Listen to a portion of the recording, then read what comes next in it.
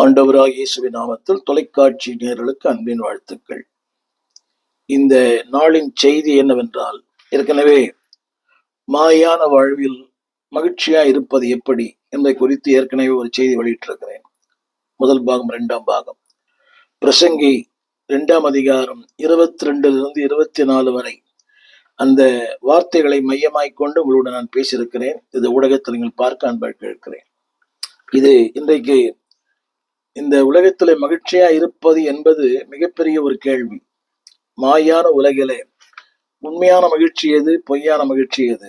கடந்த செய்திகளிலே பொய்யான மகிழ்ச்சி எது என்பதை நான் பேசியிருக்கிறேன். இந்த செய்தியிலே உண்மையான மகிழ்ச்சி எது என்பதை உங்களுடன் நான் பேச விரும்புகிறேன். கர்த்தரோடு வாழ்வது, கர்த்தருக்குள், கர்த்தரோடு, கர்த்தருக்காக, in Christ, with Christ, for Christ. இதுதான் உண்மையான மகிழ்ச்சி. கிறிஸ்துவுக்குள்ளே வாழ்வது, கிறிஸ்துவோடு வாழ்வது, கிறிஸ்துவை மையமாய் கொண்டு வாழ்வது, இதுதான் உண்மையான மகிழ்ச்சி. இதை விட்டு நீங்கள் எதை செய்தாலும் அதில் மகிழ்ச்சி இல்லை. மகிழ்ச்சி போல தோன்றும், ஆனால் அது ஒரு காணல் நீர். ஆனால் உண்மையான மகிழ்ச்சி ஆண்டவரோடு வாழ்வதுதான். ஆண்டவரை மையப்படுத்தி, அவருடைய சித்தத்தை மையப்படுத்தி, தேவனை மையப்படுத்தி, தேவனுடைய வாழ்க்கையை மையப்படுத்தி வாழ்வது. எனவேதான் இந்த பிரசங்கியனுடைய அனுபவத்தை அவன் சொல்லுகிறான். அந்த அனுபவம் என்னவென்றால், பிரசங்கின் புஸ்தகம் 2ஆம் அதிகாரம் 10ஆம் வசனம். அந்த வார்த்தைகளை அவருடைய அனுபவத்தோடு சொல்லுகிறார். என் கண்கள் இச்சித்தவைகளில் ஒன்றையும் நான் அவைகளுக்கு தடை பண்ணவில்லை. என் இதயத்துக்கு ஒரு சந்தோஷத்தையும் நான் வேண்டாம் என்று விலக்கவில்லை. நான் செய்த முயற்சிகளில் எல்லாம் என் மனம் மகிழ்ச்சி கொண்டிருந்தது.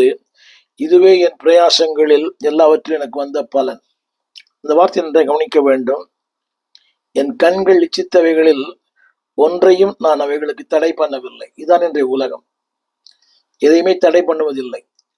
எல்லாவற்றையும் பார்க்க வேண்டும், எல்லாவற்றையும் அனுபவிக்க வேண்டும், எல்லா இடங்களும் இருக்க வேண்டும், என்னை முதிரைப்படுத்திக் கொள்ள வேண்டும். அதில் சொல்லுகிறார், ஒன்றையும் நான் தடை பண்ணவில்லை.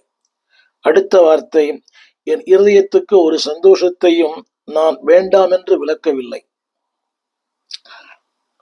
என்னுடைய எல்லா முயற்சிகளிலும் என் மனம் மகிழ்ச்சி கொண்டிருந்தது. கவனிங்கள், இதுல 2 வார்த்தைகளை நான் சொல்ல விரும்புகிறேன்.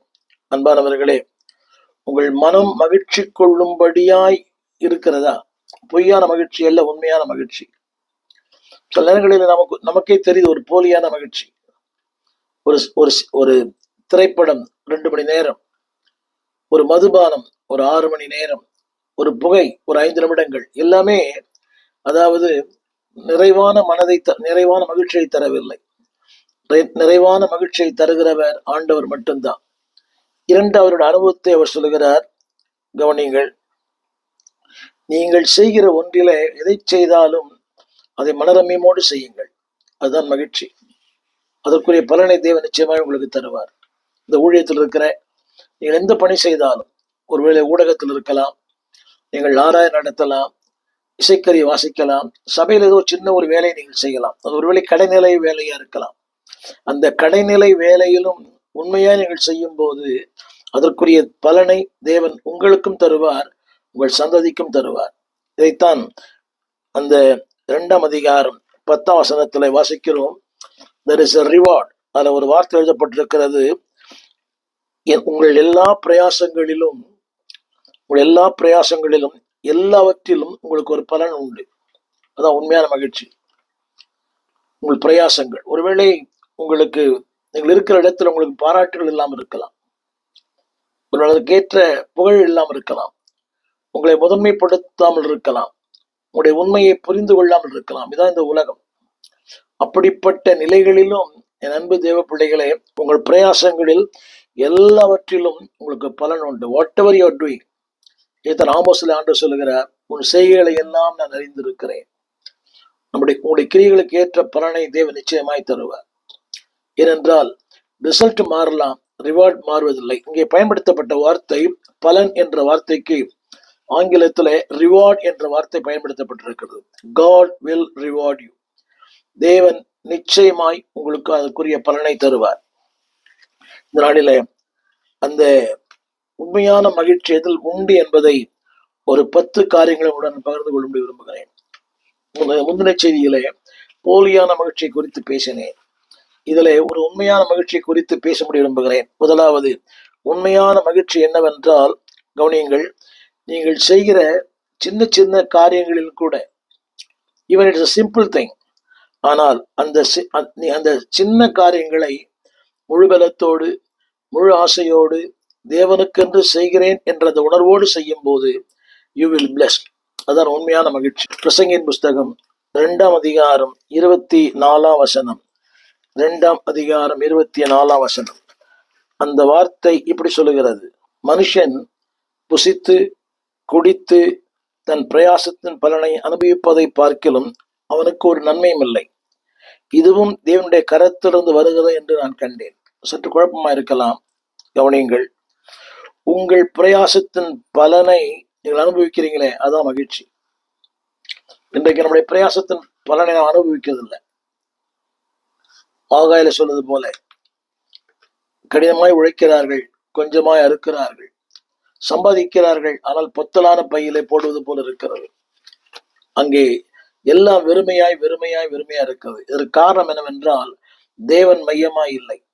தேவன் மையமாய் இருக்கும் போது 2:24 உங்கள் பிரயாசத்தின் பலனை நீங்கள் அனுபவிப்பீர்கள்.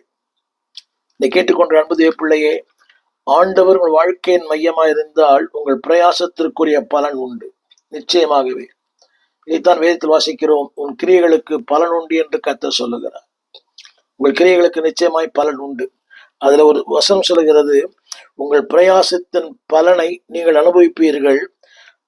அதாவது கவனியுங்கள், அடுத்த வார்த்தை, அன்பானவர்களே, உங்கள் பிரயாச பலனை நீங்கள் அனுபவிப்பது மட்டுமல்ல, உங்கள் சந்ததி அதை அனுபவிக்கும். அந்த வார்த்தை நன்றாக கவனிக்க வேண்டும். பிரயாசத்தின் பலனை 2:24 தேவனை மையமாய் கொண்டிருந்தால், அதை கொஞ்சம் சற்று மாற்றி வாசிக்க வேண்டும். தேவனை மையமாய் கொண்டிருந்தால் பிரயாசத்துக்கு பலன் உண்டு, நன்மைகள் உண்டு. அது மட்டுமல்ல, தேவனுடைய கரத்திலிருந்து மேலான ஆசீர்வாதங்களை பெறுவீர்கள். இங்கே அந்த எதிர்மறையான வார்த்தை சொல்லப்பட்டிருக்கிறது, அதை நீங்கள் நேர்மறையா எடுத்துக்கொள்ளுங்கள். when you do it for God, அவருடைய மகிமைக்காக, அவருடைய மேன்மைக்காக, அவருடைய ராஜ்யத்திற்காக நீங்கள் செய்யும் போது வேதம் சொல்லுகிறது, அன்பானவர்களே, உங்கள் பிரயாசத்தின் பலனை நீங்கள் அனுபவிப்பீர்கள்.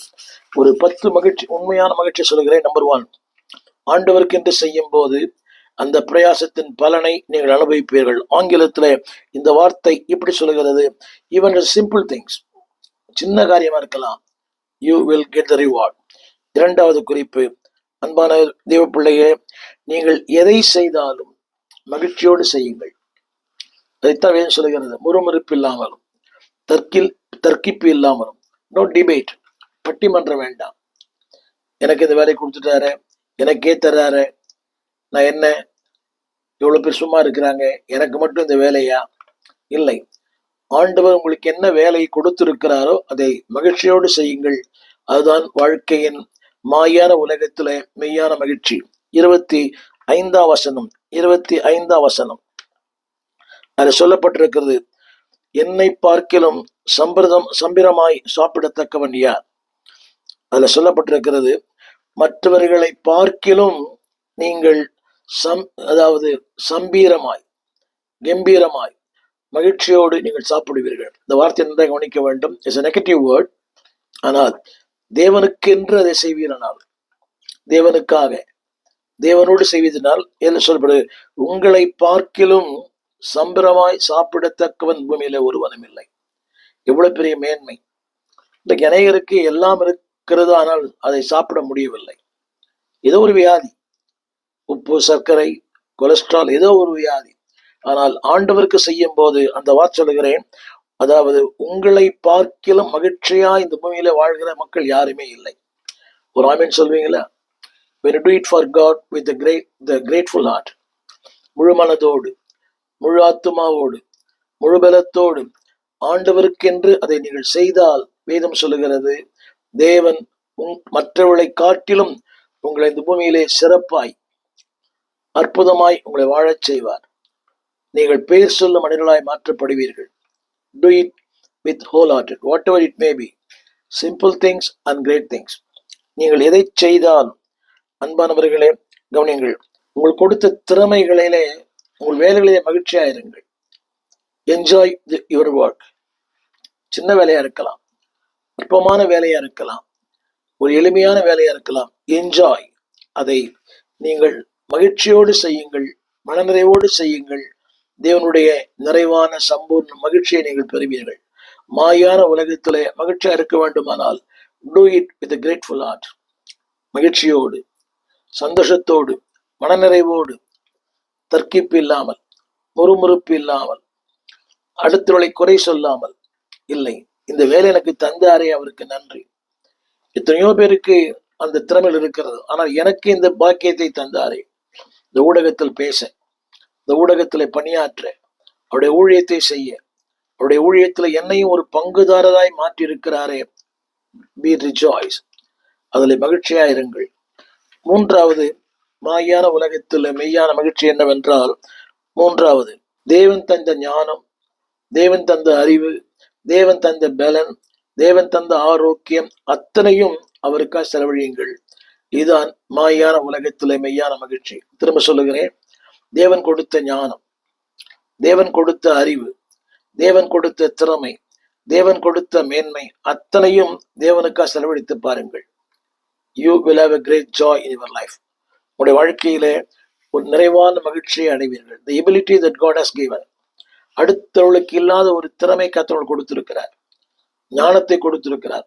மற்றவர்கள செய்ய முடியல, ஆனா உங்களுக்கு நீங்கள் செய்வீர்கள் என்று நம்பிதான் இந்த வேலையை உங்களுக்கு கொடுத்திருக்கிறார். You can. நீங்க எல்லாரும் சொல்ற வார்த்தை என்னால முடியாது, இல்லை, என்னை நம்பி அவர் தந்த பொறுப்பை அவர் வரும் வரை நான் காத்துக் கொள்ளுவேன். இதைத்தான் அங்கே பிரசங்கி 2:26 அவர் சொல்லுகிறார். தேவன் தம்முடைய பார்வைக்கு நல்லவனாய் இருக்கிறவனுக்கு, இது எவ்வளவு பெரிய மேன்மை பார்த்தீங்களா? அவருடைய பார்வை நீங்கள் நல்லவன் என்பதை தேவன் அறிந்திருந்தார். You can do it. You can. எத்தனையோ பேர் உங்களுடைய திறமைசார் இருக்கிறாங்க இந்த திரைப்பட துறையிலே, ஆனா தேவனுக்கென்று வாசிக்க, தேவனுக்கென்று பாட, தேவனுக்கென்று உழைக்க, தேவனுக்கென்று பேச, மறைமுகமாக இந்த ஊடகத்துறையிலே பணியாற்ற எத்தனையோ பேர் இருக்கிறார்கள். ஒருவேளை நீங்க உங்கள் திருச்சபையிலே ஒரு ஆடியோ போடுகிற மனிதராக இருக்கலாம். நன்றாக கவனிக்க வேண்டும். உங்களுடைய அந்த ஞானம் விலையேற பெற்றது. அந்த பிரசங்கியாரை சீர்குலைக்கும் செய்யலாம், அந்த பிரசங்கியாரை உயர்த்தவும் செய்யலாம். அவருக்கு நீங்கள் பலனையும் தரலாம், பலவீனத்தையும் தரலாம். சில இடங்களை பேசும்போது ஒரே பலவீனம், ஒரே இருமல், அதற்குரிய அங்கே ஆயத்தங்கள் இல்லை. சில இடங்களில் பேசும்போது மணிக்கணக்காய் பேசுகிறோம், நேரம் பொறுத்து அது அந்த அந்த ஃபீட்பேக், மக்களும் அதற்குரிய அமைப்பும். திரும்ப சொல்லுகிறேன், தம்முடைய பார்வைக்கு நல்லவனாய் இருக்கிறவனுக்கு ஞானத்தையும் அறிவையும் அவர் அளிக்கிறார். நண்பு தேவ பிள்ளையே, இதை உங்களால் செய்ய முடிகிறது என்று நீங்கள் நினைத்தால் அது அவர் தந்த ஞானம், அவர் தந்த அறிவு. திரும்ப படிக்கிறேன், ஞானத்தையும் அறிவையும் அவனுக்கு அளிக்கிறார். யார் தெரியுமா? நம்முடைய பார்வைக்கு நல்லவனாய் இருக்கிறவர்களுக்கு. அன்பு தேவ பிள்ளையே, இந்த தெல்லு பூச்சிக்கு நல்ல வாழ்க்கையை தந்தீரே. யோசித்து பாருங்கள், அந்த வார்த்தை திரும்ப படி பாருங்கள், திரையிலும் பாருங்கள். தம்முடைய பார்வைக்கு நல்லவனாய் இருக்கிறவன், எவ்வளவு பெரிய மேன்மை அல்லவா? உலகத்தின் பார்வையில் நல்லவனாய் இருப்பதை விட தேவனுடைய பார்வையில் நல்லவனாய் இருப்பது எத்தனை பெரிய மேன்மை, எத்தனை பெரிய மகிழ்ச்சி, எத்தனை பெரிய சந்தோஷம், எத்தனை பெரிய ஆனந்தம். ஆம் அன்பானவர்களே, ஆண்டவருக்காக ஓட, ஆண்டவருக்காக பேச, ஆண்டவருக்காக உழைக்க, ஆண்டவருக்காய் கொடுக்க, நான் ஒன்றை கொடுக்கிறேன் என்று சொன்னால் அது அவர் எனக்கு கொடுத்தது. ஒன்றை நான் செய்கிறேன் என்று சொன்னால் அந்த வார்த்தையை என்னை அதிகமாய் கவர்ந்தது. தம்முடைய பார்வைக்கு நல்லவனாய் இருக்கிறவனுக்கு. ஒரு ஆமீன் சொல்லுவீங்களா? ஜெபம் பண்ணுவீங்களா? தேவனே, உம்முடைய வாழும் காலங்கள் எல்லாம் உம்முடைய பார்வைக்கு நல்லவனா இருக்கணும்.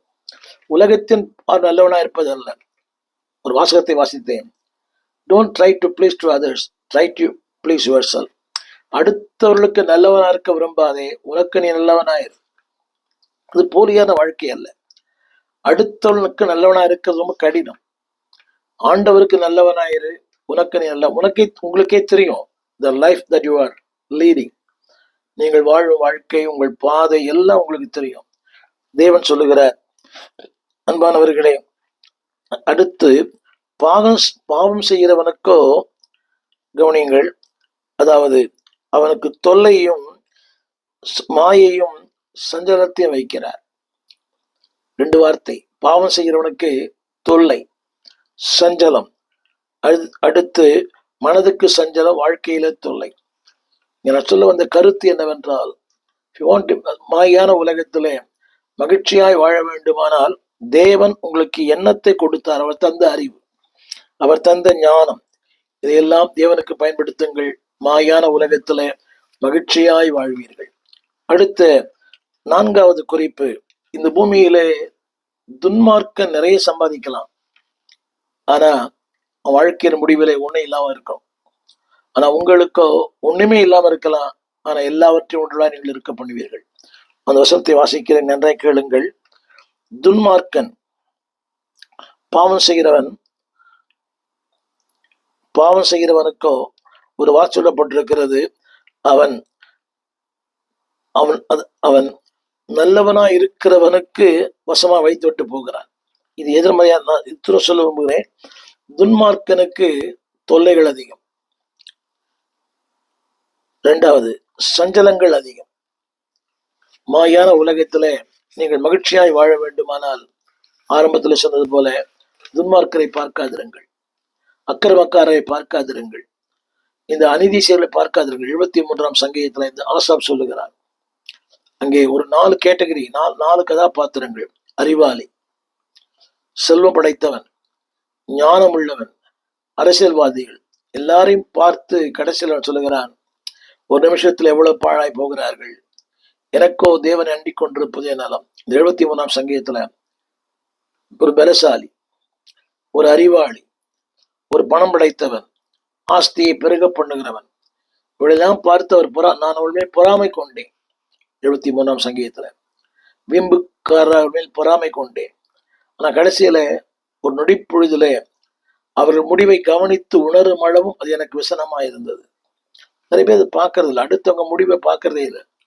I have seen so many people. வாழ்க்கையில் எவ்வளவோ அவர்கள் ஆடி ஆட்டம் என்ன, பாடிய பாட்டு என்ன, தேடிய செல்வம் என்ன, எல்லாம் முடிந்தது. கடைசியில they were nothing. அவருடைய மரண இந்த கடைசி கட்டத்துல they suffered a lot. அழுகையும் வேதனையும் தான். யாருமே இல்லை அவர்களோடு கூட உதவிக்கு. அன்றைக்கு ஏராளமான கூட்டங்கள், ஒரு பெரிய கூட்டமே அவர் பக்கத்தில் இருந்தது. அவரை சுமக்க, அவரை தாங்க, எல்லாம் பணம், வசதி, புகழ். ஆனால் எல்லாம் போன பிறகு யாருமே இல்லை. பானையில சோறு இருந்தா பூனைகள்லாம் இருக்கும், பானையில சோறு இல்லைன்னா எந்த பூனையுமே இருக்காது. என்னை கேட்டுக்கொண்டு காண்பது பிள்ளையே, அடுத்தவங்களை பார்க்காதீங்க, மகிழ்ச்சியா இருக்க மாட்டீங்க. உங்களை மட்டும் பாருங்க, யாரையும் பார்க்காதீங்க. நான் என்னோட செய்தியில பல முறை சொல்லி இருக்கிறேன். உங்களுக்கு மேலே இருக்கிறவனை பார்த்தா பொறாமையா இருக்கும், உங்களுக்கு கீழே இருக்கிறவளை பார்த்தா உங்களுக்கு பெருமை இருக்கும். கர்த்தரை மட்டும் பார்த்தா உங்களுக்கு கிருபை இருக்கும். யாரையும் பார்க்காதீங்க, உங்களுக்கும் கீழே உள்ளவர் கோடி.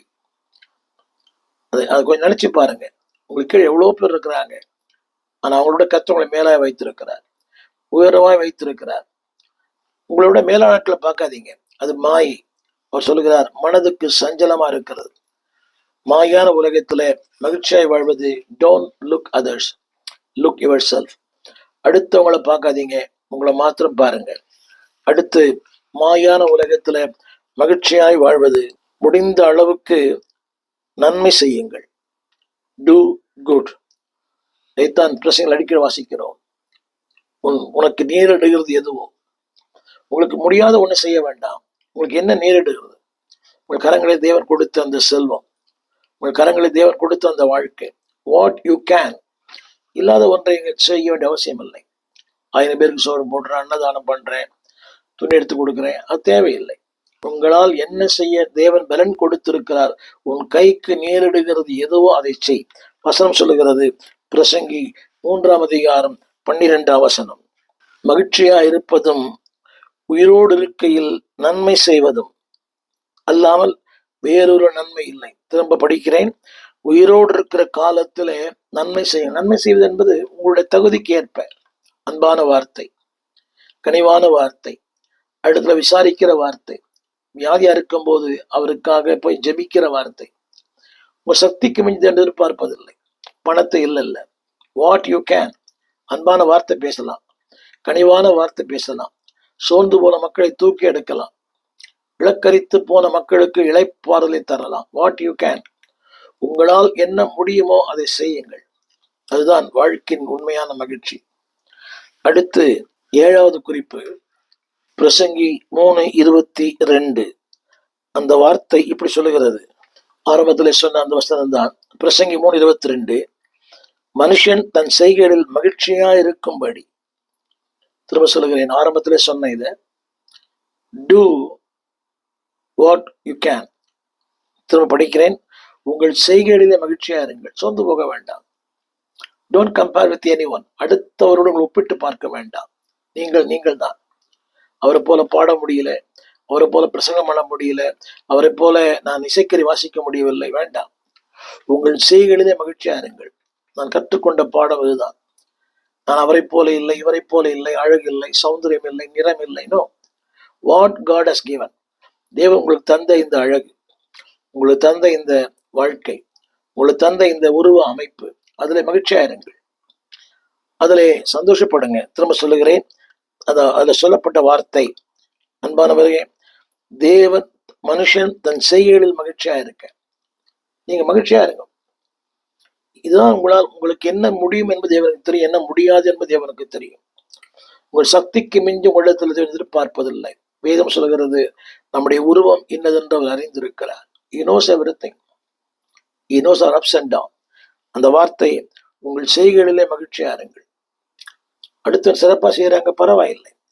இந்த ஓட்ட பந்தயத்துல எவ்வளவு பேர் ஓடுறாங்க, ஆனா அவருடைய பணியை அவர் ஒழுங்காக செய்கிறார். தோற்று போனாலும் அவர் அதில் தோண்டு போவதில்லை, அடுத்த வெற்றி பெறுகிறார். எனவே உங்கள் செய்கைகளிலே மகிழ்ச்சியா இருங்கள். பிரசங்கி 5:18. இதோ உயிரோடு இருக்கும்படி தேவன் அருளி செய்த நாளெல்லாம் புசித்து குடித்து. அன்பானவர்களே, உங்களுக்கு தேவன் உயிரோடு இருக்கிற நாளெல்லாம் உங்களுக்கு கொடுத்திருக்கிற அந்த வாழ்க்கைக்காக நன்றி சொல்லுங்கள். எளிமையான ஆகாரமா இருக்கலாம், எளிமையான வீடா இருக்கலாம், எளிமையான உணவா இருக்கலாம், எல்லாம் உங்கள் உடை எளிமையா இருக்கலாம். But be thankful to God.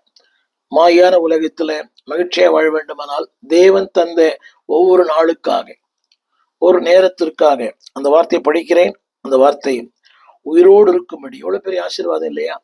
தேவன் அருளி செய்த நாளெல்லாம். இந்த நாளுக்காக நன்றி சொல்லுங்கள், இந்த வாழ்க்கைக்காக நன்றி சொல்லுங்கள், உங்கள் குடும்பத்துக்காய் நன்றி சொல்லுங்கள், கணவருக்காய் நன்றி சொல்லுங்கள், மனைவிக்காய் நன்றி சொல்லுங்கள். அடுத்தவர்களை பார்க்காதிருங்கள், உங்களுடைய பிள்ளைகளுக்காக நன்றி சொல்லுங்கள். இன்னைக்கு அவன் கீழ்ப்படியாம இருக்கலாம், ஆனா ஒரு நாள் அவன் தேவனுக்கென்று மகிமையாய் வாழ்வான். இன்னைக்கு முரட்டாட்டம் பண்ணுகிற பிள்ளையா இருக்கலாம், ஆனால் நாளையே அவன் ஆண்டவருக்கு பயன்படுகிற பாத்திரமாய் மாற முடியும். திரும்ப சொல்லுகிறேன், தேவன் அருளி செய்த என்னவெல்லாம் தேவன் தந்தாரோ, அது திறமைகள் மட்டுமல்ல, தாளந்துகள் மட்டுமல்ல, வாழ்க்கை, குடும்பம், உன்னுடைய பொருளாதாரம், இதுதான் என்னுடைய வாழ்க்கை. இருப்பதை கொண்டு சிறப்புடன் வாழ்பவன் தான் அவன் உண்மையான ஆவிக்குரிய மனிதன். இன்னைக்கு அந்த நிலைமை இல்லை. இருப்பதை கொண்டு சிறப்புடன் வாழ நிறைய பேர் விரும்புறதில்லை. அடுத்தவங்களை பார்க்கணும், அதை பார்க்கணும், இதை பார்க்கணும், வேண்டாம். இருப்பதை கொண்டு சிறப்போடு வாழுங்கள். முடிந்த அளவுக்கு கடன் வாங்காம முயற்சி பண்ணுங்க. நான் பார்த்துருக்கேன், கடன் வாங்குற ஒருவர் சாகும் வரை கடன் வாங்கி கொண்டே இருக்கிறார். அது அவரோடு கூட பிறந்த ஒன்று. கடன் வாங்காம ஒரு தூக்கமே வராது. அந்த கடத்தை அவர் திருப்பி தர மாட்டார். சில பேர் ஊழியக்காரர்கள் கூட இன்னைக்கு கடன் கடன் கடன் கடன். கடனோடு எப்படி ஊழியம் பண்றீங்க? எப்படி உங்களால் ஜெயிக்க முடியுது? எப்படி ஊழியம் பண்ண முடியுது? எப்படி மேடையில் என்ன நல்லா பேச முடியுது? கடன் வாங்காதவங்கன்னு சொல்ல முடியுமா? ஏன்னா பிரசங்கம் பண்றவரே பெரிய கடனாளியா இருக்கிறார். அது யாரானாலும் நீங்க சொல்லலாம், கர்த்தருக்காக வாங்கினேன், கட்டிடத்துக்காக வாங்கினேன், வங்கியிலே வாங்கினேன். யாரிடத்துல வாங்கினா கடன் தானே? சற்று யோசித்து பாருங்கள், சிந்தியுங்கள். அந்த வார்த்தையை நான் படிக்கிறேன். தேவன் அருளி செய்த எல்லாம் எளிமையான ஒன்றா இருக்கலாம். உங்கள் கட்டணம் எளிமையா இருக்கலாம். நீங்க மெகா பில்டிங்கை பார்க்காதீங்க, மெகா பாஸ்டர் பார்க்காதீங்க. அங்க இருக்கிற அமைப்புகள், இசைக்கருவி, ஒளி அதெல்லாம் தேவையில்லை. வாட் காட் ஹஸ் கிவன், அதில் சொல்லப்பட்ட கவனியுங்கள்.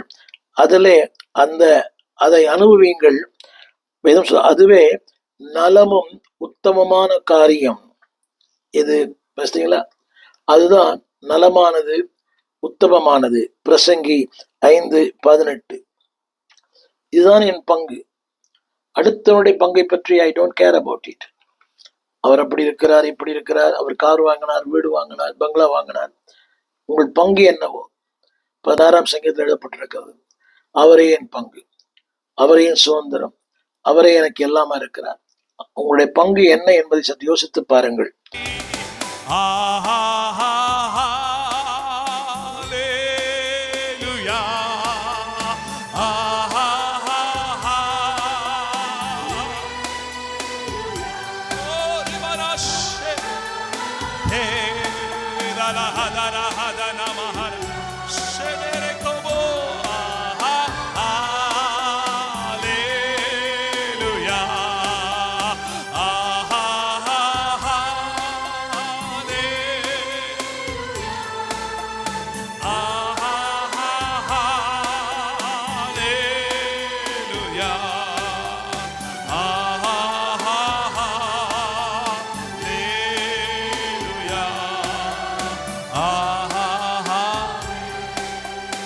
என்றுரை செய்தவர் ஆராதிப்போ.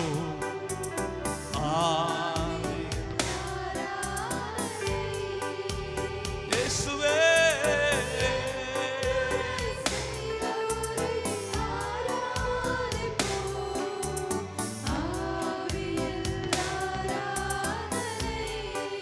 இன்னும் ஒரு முறை கூட ஆண்டவர் இந்த தீர்க்க தரிசன வார்த்தைகளை இந்த காலை வேளையிலே உன்னை பார்த்து பர்சனலா, நான் ஏற்கனவே சொன்னேன் பாருங்க, ஈச் அண்ட் எவ்ரி இண்டிவிஜுவல் ஒவ்வொருத்தர் பக்கத்துல வந்து நின்று ஏசப்பா ஒரு வார்த்தை சொல்றார், நான் உன்னை கைவிட மாட்டேன். நீ அக்கினி சூளையில போனா கூட நான் உன்னை கைவிட மாட்டேன். நீ கடலின் ஆழத்துல போனா கூட உன்னை கைவிட மாட்டேன். நீ எத்தனை கடினமான சூழ்நிலை நீ டிராவல் பண்ணி போயிட்டு இருக்கலாம், உடைக்கப்பட்டு நீ போயிட்டு இருக்கலாம், சில காரியங்களை சகிக்க மாட்டாமல் சகித்துக் கொண்டு நீ பிரயாணம் பண்ணலாம் உன் வாழ்க்கை பயணத்துல. ஆனா கர்த்தர் இந்த காலை வேளையிலே உன் அருகாமையில வந்து நின்று சொல்லுகிற ஒரு வார்த்தை, நான் உன்னை கைவிட மாட்டேன் மகனே, நான் உன்னை கைவிட மாட்டேன். மீண்டும் ஒரு விஷயம், நான் ஒரு போதும் உன்னை கைவிடுவதில்லை என்றுரை செய்தேனோ. நான் ஒரு போதும் உன்னை கைவிடுவதில்லை என்றுரை செய்தேனோ. கடலாலத்திலும் அக்கினி சூளையிலும் உன்னை காத்திடும் பலவானோ. விஷ சர்ப்பங்களோ சிங்க கூட்டங்களோ பயமொன்று வேண்டா, உன் அருகில் நான் என்றுரை செய்தவரை ஆராதிப்போ.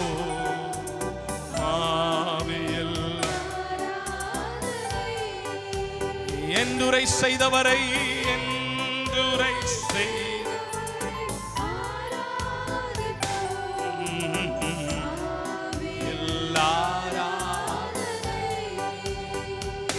எனக்கு நீருண்டு கலங்கின நேரத்தில் உம் கரம் என்னை நடத்தினதே. எனக்கு நீருண்டு கலங்கின நேரத்தில் என் கரம் உம்மை நடத்தினதே. உடைத்தீ உருவாக்கினீ சிற்றித்தீ சீர்படுத்தினீ. உடைத்தீ உருவாக்குனீங்கப்பா, சிற்றித்தீர் ஆண்டவரே, சிற்றித்தீ என்னை சீர்படுத்தினீ. எனக்கு நீருண்டு கலங்கின நேரத்தில் உம் கரம் என்னை நடத்தியதே. எனக்கு இயேசு உண்டு கலங்கின நேரத்திலும் என்னை நடத்திய. கடைசியாய் ஒரு முறை 2 கரங்கள் உயர்த்தி ஆஹா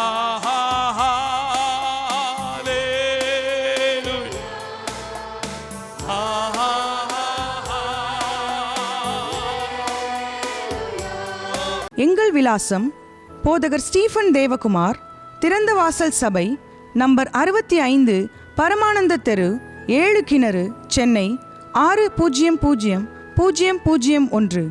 தொடர்புக்கு 9841839287. மேலும் 04443183330. எங்கள் மின்னஞ்சல் stephenopendor@gmail.com. எங்கள் தேவ செய்திகளை யூடியூப் சேனலில் பார்த்து பயனடையுங்கள். தேவன் உங்களை ஆசீர்வதிப்பாராக.